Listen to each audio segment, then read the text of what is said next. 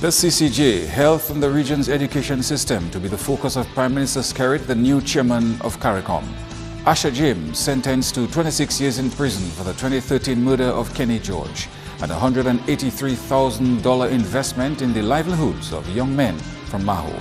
I am Julian Morris with the Channel 5 News. The details coming up.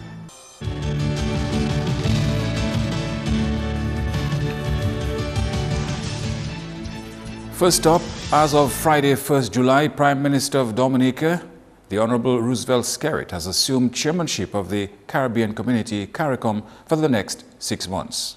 The outgoing chairman is Prime Minister of Belize, Dean Barrow, who held the post from 1st January to 30th June this year. Among the first tasks for Honorable Skerrit is addressing the 37th regular meeting of the Conference of Heads of CARICOM on Monday, 4th July in Guyana. Speaking on Carry FM News on Friday morning, Prime Minister Skerrit said there are several critical issues he plans to discuss during the 3-day meeting in Guyana. I'm taking over the chairmanship just a few days after the citizens of the United Kingdom would have voted to leave the European Union. So I believe it's important that CARICOM studies and analyzes very closely the possible implications for the Caribbean community. So that's an important matter which we hope to discuss. The other issue has to do with regards to regional transport. There is the issue of the high taxes on air tickets within our islands. The issue of hassle travel, not hassle-free travel, but hassle travel, which CARICOM nationals normally experience in different CARICOM member states. The Caribbean Court of Justice and the health of the region's people are also top on the CARICOM chairman's agenda. We created the Caribbean Court of Justice. We have been financing it, that's to say, every member state of CARICOM. But there are several countries that have not joined onto the Caribbean community. And I believe it's important for us to call on the rest of CARICOM to move forward towards the country recognizing the Caribbean Court of Justice as their final court. The issue has to do with the health of the region. We're very concerned, I personally am very concerned about the fact that we're getting more and more people getting sick within the Caribbean community, particularly with regards to chronic non-communicable diseases. And it is something I believe CARICOM needs to put on the agenda as a major priority. The security of the region and the education system within CARICOM are also issues up for discussion during the regional conference. Andrea Louis, Channel 5 News. We move now to the courts, where Justice Errol Thomas has sentenced Asher James to 26 years in jail for the murder of Kenny George in 2013. George died after he was repeatedly attacked by Asher James with a cutlass. He was 21 years old and Asher James then aged 19. James was found guilty of murder on June 19, 2016. Consultant psychiatrist Dr. Nadia Wallace told the court she examined the prisoner and diagnosed him suffering from substance use disorder characterized by heavy marijuana use. She said James confessed to smoking 5 to 10 marijuana joints per day from age 11. She told the court that while she believes he had regrets, he showed no remorse. Justice Thomas described the murder of Kenny George as horrendous, barbaric and brutal. The judge said the court makes no apologies for fixing a sentence to deter others. The maximum penalty for murder is life in prison. And police have identified the body of the young man found at Donkey Beach on Thursday as that of 22-year-old Princely Graham of Benawavin in Canefield. Police say Graham's death is being treated as a suspected homicide. If you have information that can assist the police with their investigation, please call CID at 266-5164, 266-5165 or 266-5119 or Crime Stoppers Dominica at 1-800-8477. Meantime, 2 men are in police custody in connection with the seizure on Wednesday of 1 open kill boat and $792,000 at Point Round Beach. Here now is the police PRO with more police news. Investigations have commenced into the death of a 20-year-old female of Coliho who was with child. It is alleged that about 8:30 a.m. on Thursday, the 30th of June 2016, Veronica Joseph collapsed while she was walking on the Coliho public road. Joseph was transported to the St. Joseph Health Center, where she and her unborn child were officially pronounced dead by a medical doctor. A coroner's inquest will be convened. Investigations are ongoing. In other news now, the Combined Taxi Association is taking steps to ensure that Dominica remains high on the list for cruise ship calls as it prepares for the 2016-2017 cruise ship season. Andrea Louis has more. In an interview with Channel 5 News, President of the association disclosed that there is a need for more drivers for tours during the upcoming season. He says the Combined Taxi Association will be hosting training sessions for current and new drivers. Based on the number of interested individuals who registered last year, the association is expecting to add over 50 new drivers to its roster. We have a training program coming up in July where we will train some new drivers for persons doing organized tours. Because we believe, though Combine is involved in private tour business, but we believe that for us to continue to enjoy the private tours, we need to have a ship on island. And the ship depends heavily on the organized tours for it to decide if it comes to your destination. So we believe that if we build the capacity of the organized tours, it means we'll have a ship, and therefore the overspill will be able to turn it around into private tours. While there is training ongoing for the taxi drivers, Geist says there is also a dire need for tour guides in the new cruise ship season. We believe if we have more tour guides and we ensure that every boss who leaves the bayfront, be it an organized tour, be it on private, is fitted with a tour guide, it means it enhances the tour of the visitor. And so we want our bosses to be outfitted with tour guides. So we need at least 100 plus tour guides trained coming up for the season. The association works with operators and drivers. An operator has one or more buses registered to his name, while the driver utilizes the bus of the operator. As we speak, we do not need any operators. What we need is drivers for the operators. An operator is entitled to, I think, 3 or 4 vehicles in the system. So persons who have the capacity to do 3 and 4 vehicles, they would need 3 drivers. Some persons try their best to maybe even do 4 drivers to going forward, but we're doing a driver program for the operators. So we're doing hopefully 50 drivers. The cruise ship season runs from October to April each year. Andrea Louis, Channel 5 News. And historian and anthropologist Dr. Lennox Honeychurch to be recognized by the Dominica Barbados Association for his contribution to heritage preservation. The ceremony will take place at Caville campus of the UWI in Barbados Friday night. Dr. Honeychurch will receive commendation for his work from Barbadians and Dominicans. Dr. Honeychurch himself is expected to make a special presentation at that function. You're watching Channel 5 News. Coming up, parliamentarians told to play a greater role in the fight against diabetes.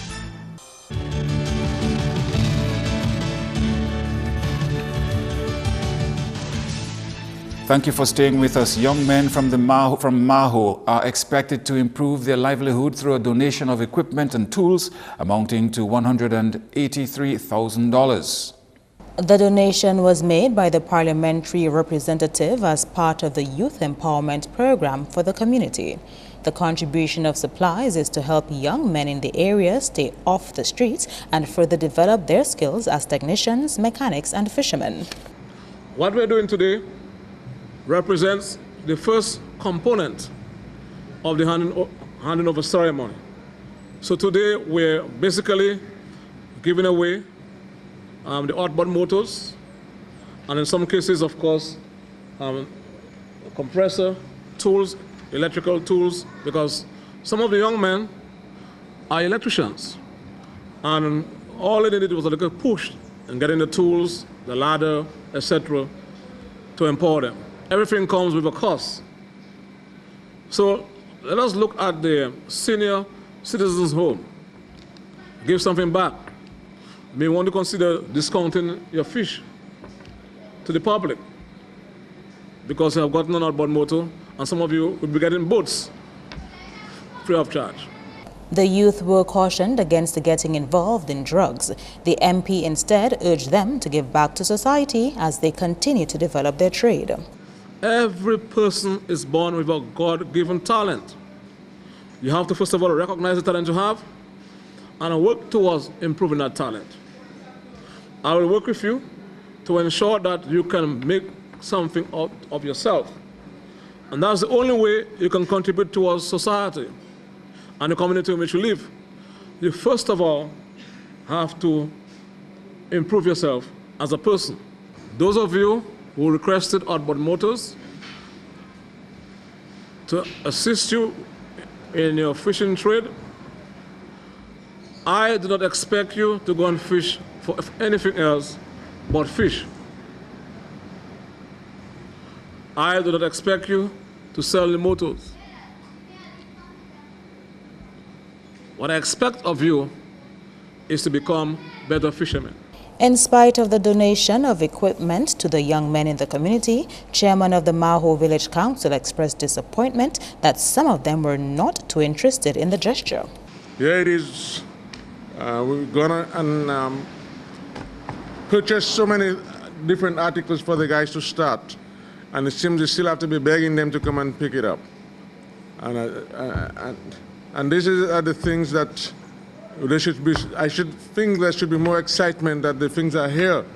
You know, we have to be begging them to get it. Anyway, they are here, and we're going to start so that they will be employed and they will start doing something for themselves. This donation is the result of a meeting Honorable Blackmore held with young men in the community with the aim of helping them develop themselves as young entrepreneurs.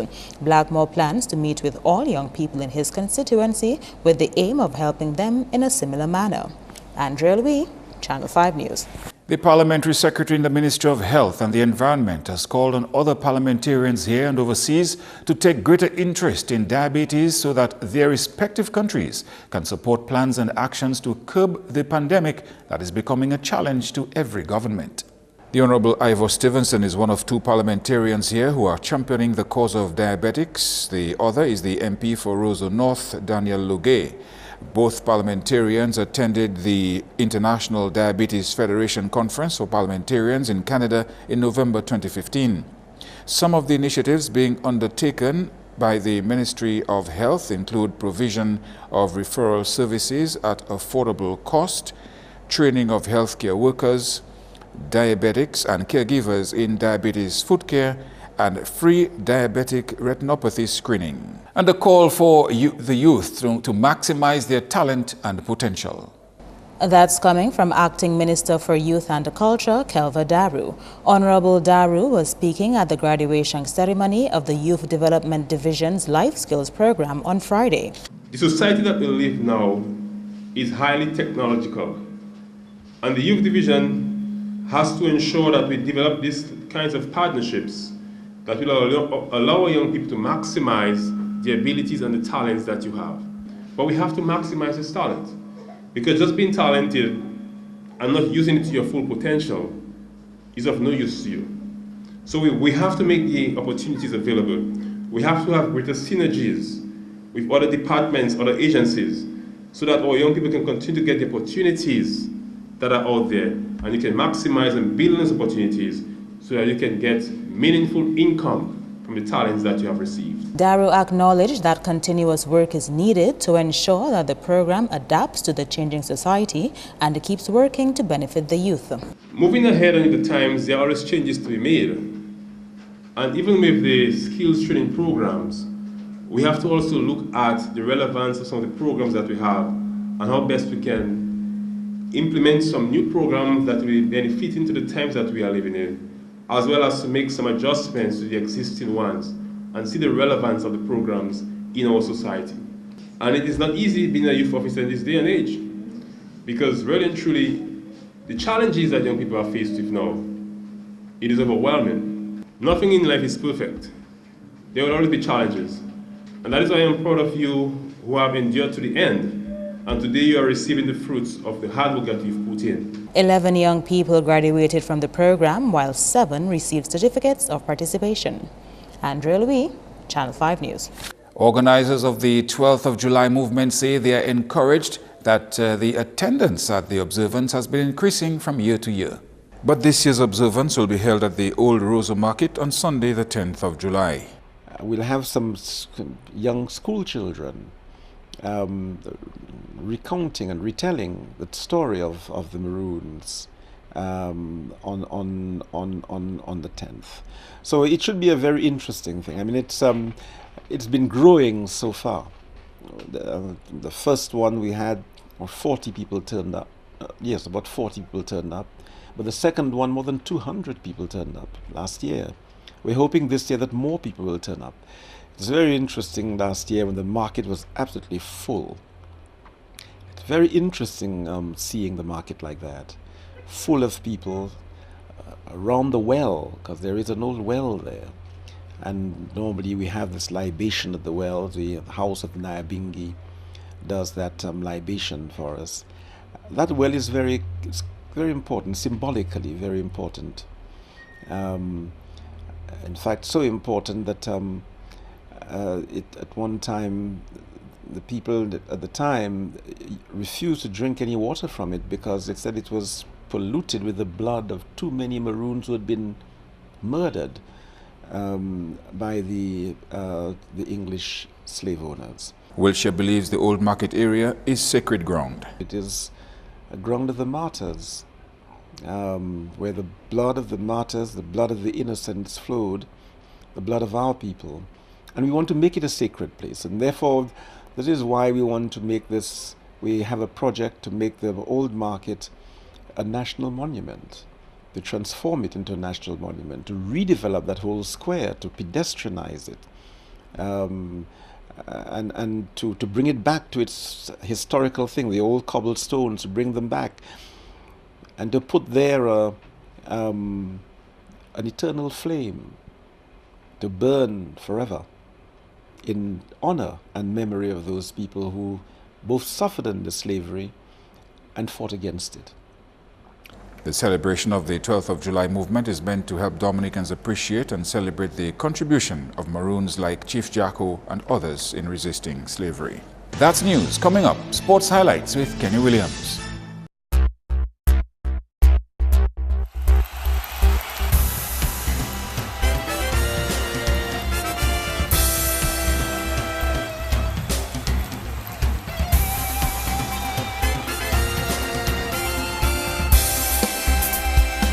In sports highlights, Micheline Morgan registered 7 goals for Mao Soka Strikeets to defeat Bomber Starlights 7-0 in the Dominic Women's League on Thursday.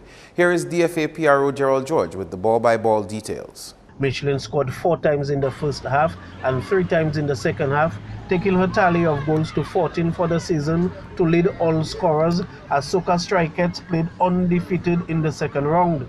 They ended the season tied on 17 points with New Generation Sports Club, but with a better goal difference, New Generation will be in 3rd place, while Soka Strikeets settle for 4th place.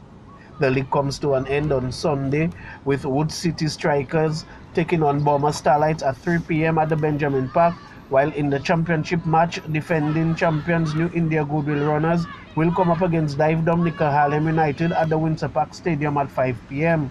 The reigning champs only need a draw to retain the championship, while Harlem must win to capture the title.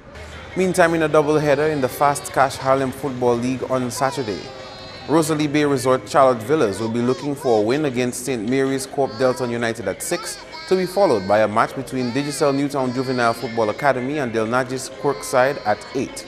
Meantime, Sunday's match between defending champs Aeropost Dutch United and Dadiches Bath Road Ambassadors will play at Newtown right after the Dominic Women's League game on Sunday. On to basketball now. Secretary of the Dominica Amateur Basketball Association, Martin Dyer, says the 16 and under team has been training and is gearing up for the competition.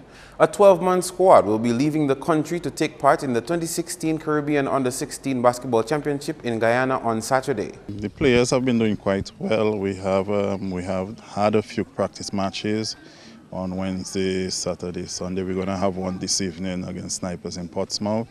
They got a lot of talent, and we expect them to do well. I mean, we don't know what we're coming up against, but we're just hoping they give their best. Dyer says although he is optimistic about their performance at the competition, it is their first time participating at the event. I think we'll have a good game good game of basketball, good showmanship. I'm just hoping not too much. They won't have too much butterflies. Get the nerves out. Besides that, I expect that they'll just perform their best. They have a lot of talent, a lot of skills, and they just have to give it the best that they can. I think Bahamas may be the one that poses the biggest threat to Dominica. Other than that, I think the other islands are on equal playing field with us. The other countries participating are Antigua, Barbados, and the British Virgin Islands. The squad reads Jamie John Rose, captain, Brian Antoine, Felix Lawrence, Jacob Barry, Jonathan Henderson, Kenaya Lloyd, Joshua Lestrade, Kiefer Francis, Lamar Irish, Shoquan John Baptist, Shonadi Charles, and Theo Davoni. The tournament is scheduled to run from June 2 to 9 in Guyana. In cricket, Guyana Amazon Warriors defeated St. Kitts and Nevis Patriots by 4 wickets in the second match of the Caribbean Premier League on Thursday. Patriots took first knock and posted 164 for 9. Devon Thomas and Brad Hodge scored 38 each. S. Tanvir picked up 4 for 20 and Adam Zampa 3 for 34. Warriors replied with 165 for 6. Dwayne Smith scored 62 and Jason Mohammed 42. Meantime, in some more cricket action, Dasper Sports Club and Cornells will clash in a showdown of the Big Edge Gifford 2-set softball cricket championship on Sunday. Dasper won their semi-final match against Pittitsav and Ericans by 115 runs, while Cornells bested Stuco Construction Hammers by 7 wickets in their game. The two teams have played competitive cricket so far, but only one will walk away with the win. The game is carded for Soufriere at 1 p.m. In related sports, Dominica beat Grenada on first innings points in the 2016 Windward Islands Under-19 competition on Thursday. In the first innings, Dominica scored 243 all out and Grenada was bowled out for 180. In the second innings, Dominica declared on 171 for 6. Lake Charles scored 49, Taj Tavernier 40 and Alec Athanas 29. Set 235 for victory of 32 overs, Grenada reached 88 for 4. Emmanuel Stewart scored 30 and Jamal Charles 29. Dominica will play St. Lucia on Saturday and Sunday. Still in sports, the East District captured the Swiss Embassy Primary Schools District Cricket Championship on Thursday. The East defeated the South by 30 runs. Final scores: East 155 for 6 from 25 overs, South 126 all out in 24 overs. More football action takes us to Layu with 3 matches on the cards in the TTV Beach Football Tournament. On Saturday, Sand Pirates will go head-to-head with Signman at 5. Meantime, in a doubleheader on Sunday, Ghetto Youths All-Stars will come up against Party Team at 3:30 to be followed by Lacroix versus Arizona Boys at 5. In weekend sports, Intellico Security Raiders and Kyrie FM Old School will get things going in Saturday's match of the Flow DAB League at 7. At 9, it will be Signman X-Men versus Elijah Law Chambers Thunderers. Both matches are carded for Lindo Park. And finally, the 2016 Giant Malt National Rounders League kicks off on Sunday with approximately 17 teams participating. The league will begin with addresses from key officials, followed by a ballorama. Starting time is 9:30 a.m. That's all the sports for now. I am Kenny Williams. Have a great weekend.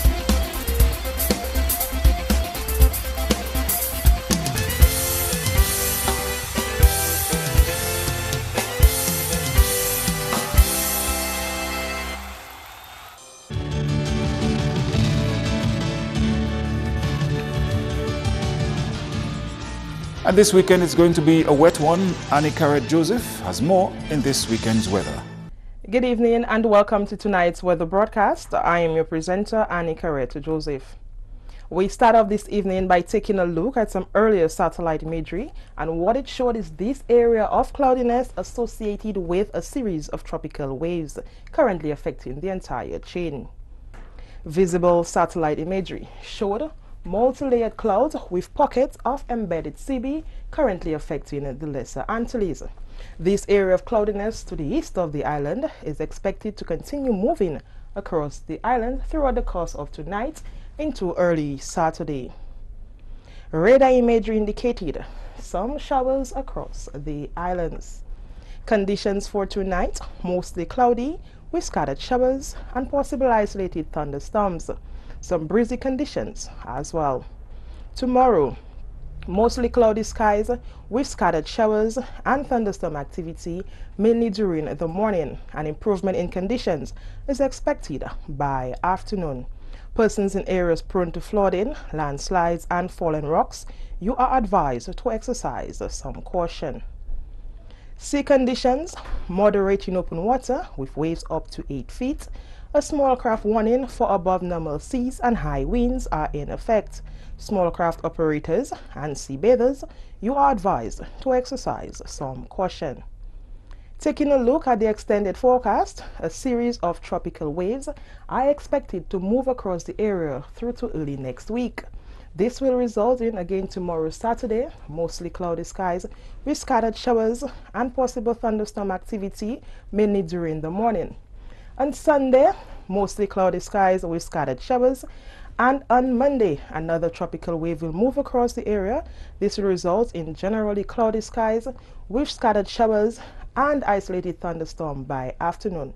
Some windy conditions also for Sunday and Monday.